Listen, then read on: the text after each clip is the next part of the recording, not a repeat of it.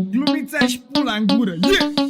Ești tare în gleanță doar când e de față multă lume, când ești doar tu cu mine spui că au fost glume, mai amuzant e că ai rostit și nume, acute sus ca târfele cu fel de dume.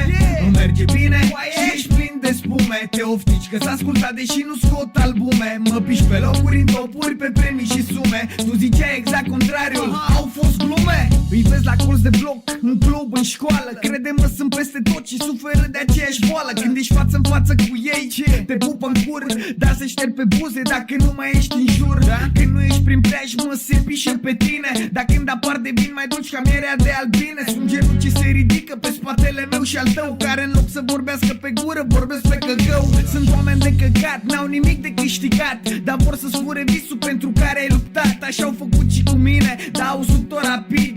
I-am uit ca pe politicienii din partid. Ești în situația mea, atunci știi la ce mă refer. Știi de ce prefer să-i fut în loc să disper. Dacă nu ești capabil să înțelegi aceste rime, înseamnă că ești unul de-a lor, pișeam-aș pe tine. Ești tare în gleanță doar când e de față multă lume, când ești doar tu cu mine spui că au fost glume, mai amuzant e că ai rostit și nume, acute sus ca târfele cu fel de dume.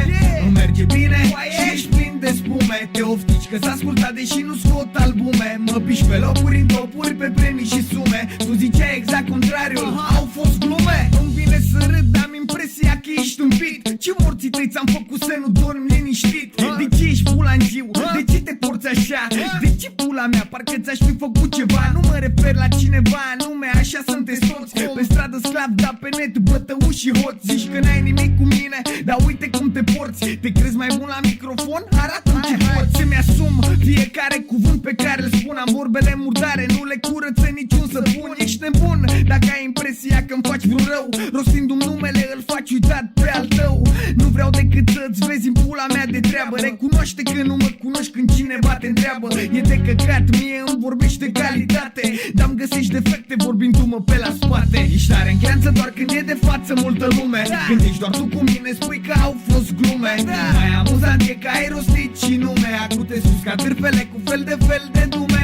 Nu merge bine și ești plin de spume, te oftici că s-a ascultat deși nu scot albume. Mă piși pe locuri în topuri, pe premii și sume, tu ziceai exact contrariul, au fost glume. E neinteresant că te crezi interesant când te bagi în seamă vorbindu-mi arogant. Pe cine pula mea impresionezi? Cu cine vorbești? Nu mă mai suge de pulă indirect că te înjosești. Îmi răscolești trecutul, am auzit că te-ai lăudat, că mi-ai fi dat vreun pumn în trecut. Ce bărbat, mânca mi-ai pula, spune-le cum e de fapt. Ai mai avut încă 10 cu tine sau ai